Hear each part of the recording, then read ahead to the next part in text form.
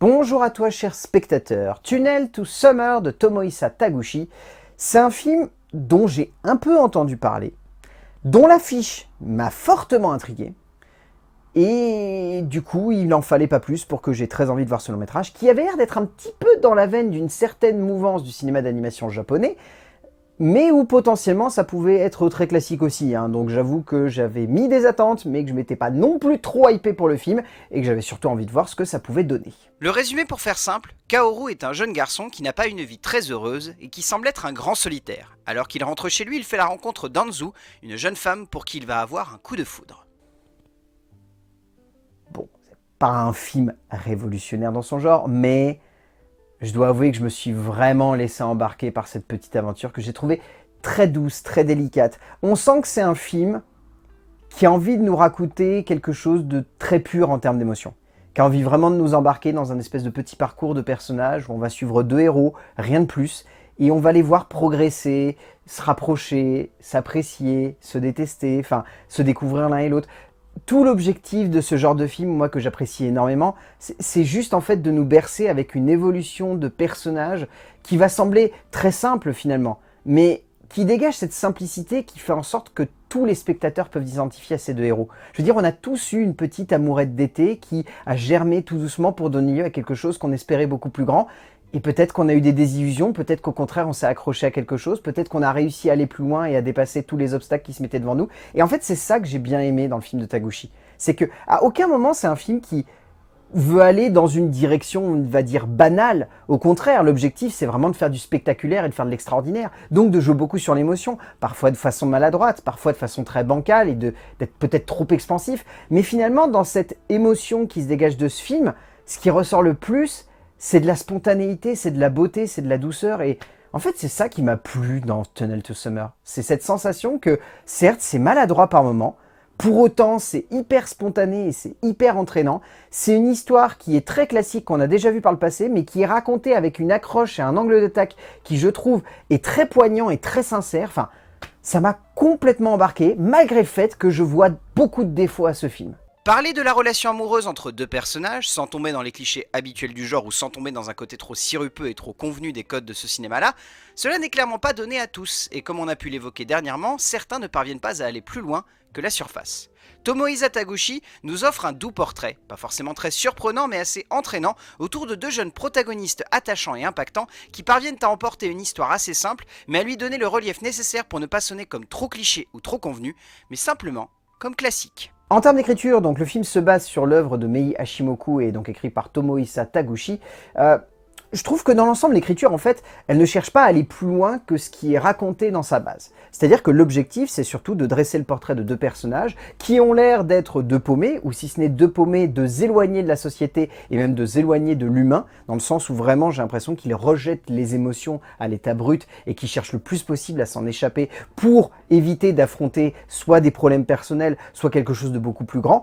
Je vais vous laisser le découvrir au fur et à mesure que le scénario se révèle à vous, mais en tout cas, je trouve que cette base d'écriture, elle peut ne pas surprendre du tout, et on peut se dire vraiment qu'on va aller vers des parcours de personnages qui vont être très balisés, très simples, et qui vont limite pas sortir de leur petite case. Et je trouve que la bonne idée de Taguchi, c'est vraiment de faire en sorte qu'on parte de cette base, qu'on la trouve très simple, très sobre, voire même très en retenue, et qu'au fur et à mesure que le récit progresse et qu'on découvre finalement le parcours que vont devoir vivre ces deux héros, eh bien, il va y avoir beaucoup plus qui va se révéler à nous. Il va y avoir quelque chose de plus intense, plus intime, plus personnel, et finalement, dans ce personnel, comme je l'évoquais avant, quelque chose de beaucoup plus universel, dans le sens où le parcours que vont traverser ces deux héros, c'est pas un parcours qui peut sonner comme classique lorsqu'on remet en perspective toutes les émotions et toutes les étapes en fait qu'ils ont dû traverser pour se retrouver à cet endroit T. Et en fait, moi c'est ça qui m'a vraiment embarqué dans ce film. C'est cette sensation que cette écriture, elle ne se limite jamais justement à sa structure de base. Elle ne se limite jamais à un concept avec ce tunnel. Elle se limite jamais à une envie de vouloir simplement embarquer ces deux personnages dans une aventure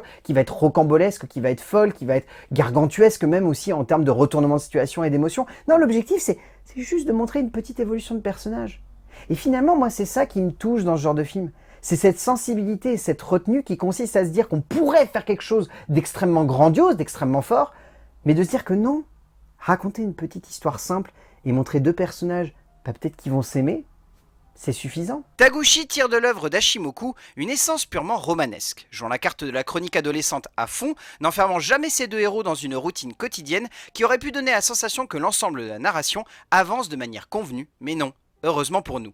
Comme si nous étions bercés par l'avancée d'une relation jouant énormément sur le côté traumatique et à fleur de peau de ces deux parcours de personnages, le scénariste japonais sait faire de ce qui semble être un poids pour les protagonistes une véritable possibilité d'avancée dramatique, donnant ainsi un peu plus de profondeur à ce qui n'est sur le papier que la naissance d'un amour. En termes de mise en scène, bon, alors c'est peut-être là que je mettrais une petite retenue quand même, parce que si je peux être hyper enthousiaste au niveau de l'écriture, je suis un peu bon au niveau de la mise en scène. Je trouve que Taguchi, il a un ensemble d'outils en fait de composition esthétique qui fonctionnent plutôt bien. Et je trouve que dans la grande majorité, il y a des vraies idées dans le film qui sont intenses et prenantes. Mais je trouve que par moments, l'animation, elle fait un peu bas de gamme. Peut-être pas non plus bas de gamme, mais elle fait un peu limitée. Dans le sens où ça manque de détails, ça manque de scènes où il y a vraiment les personnages qui soient parfaitement animés. Il y a beaucoup de scènes où, vous savez, il y a ce petit défaut que je peux trouver des fois dans certains animés, cette sensation que les personnages sont figés et qu'il y a juste la bouche qui est en train de remuer dans tous les sens comme ça et vaguement des petits mouvements de tête.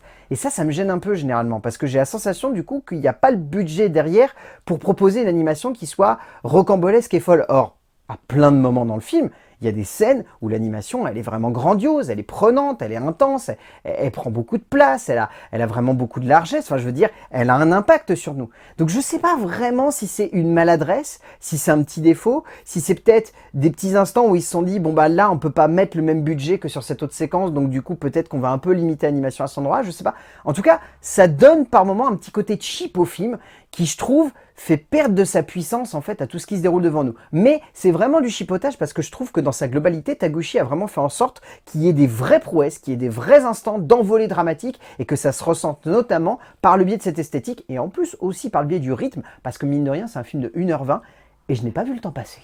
Taguchi joue énormément sur les effets autour de la 3D pour donner de la perspective aux différentes scènes dans ce tunnel. Mais il faut bien avouer que le reste du temps, le metteur en scène japonais se repose peut-être un peu trop sur une animation très simple, voire par moments trop simple. S'il est indéniable que le film possède de véritables moments de fulgurance et que dans l'ensemble la construction de la scénographie et le jeu autour du rythme du métrage donnent une certaine dimension à la manière avec laquelle il approche le visuel de son film, il n'y a pas grand chose de plus à tirer d'un moment de cinéma qui fait le taf mais qui ne réussit jamais à le transcender véritablement. En termes de doublage, je trouve que celui-ci fonctionne plutôt bien. Et je trouve la majorité des acteurs vraiment bons. Alors, il n'y a pas forcément beaucoup d'acteurs secondaires à retenir. Disons que Seiran Kobayashi, Arisa Komiya, Tasuku Atanaka, Rikiya Koyama, c'est vraiment ceux qui sont le plus à retenir. J'ai beaucoup aimé l'interprétation de Mari Litoyo, que j'ai trouvé fantastique. Vraiment, j'ai trouvé dans le rôle d'Anzu juste extrêmement émouvante, très touchante, très prenante. Mais je dois avouer que c'est surtout l'acteur principal qui porte le long métrage sur ses épaules qui m'a le plus enthousiasmé. J'ai trouvé son interprétation vocale particulièrement juste et j'ai trouvé qu'il avait réussi à donner quelque chose de fort à un personnage qui aurait vite pu rendre un petit peu, vous savez, le genre de ouin-ouin un peu dans son coin qui passe son temps à se morfondre. C'est pas du tout le cas et c'est très très bien fait. Oji Suzuka est vraiment bon dans le rôle de Kaoru, le jeune acteur parvenant à donner une teinte et une fibre particulière à un personnage qui aurait pu sonner comme cliché, mais que le doubleur transcende à la perfection.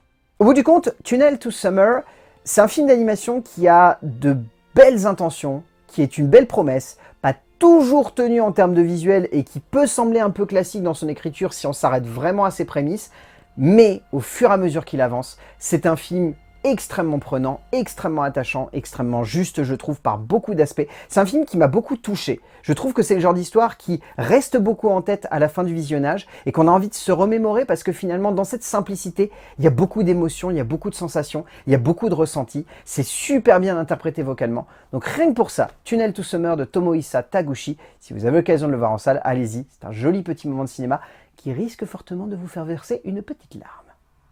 A plus!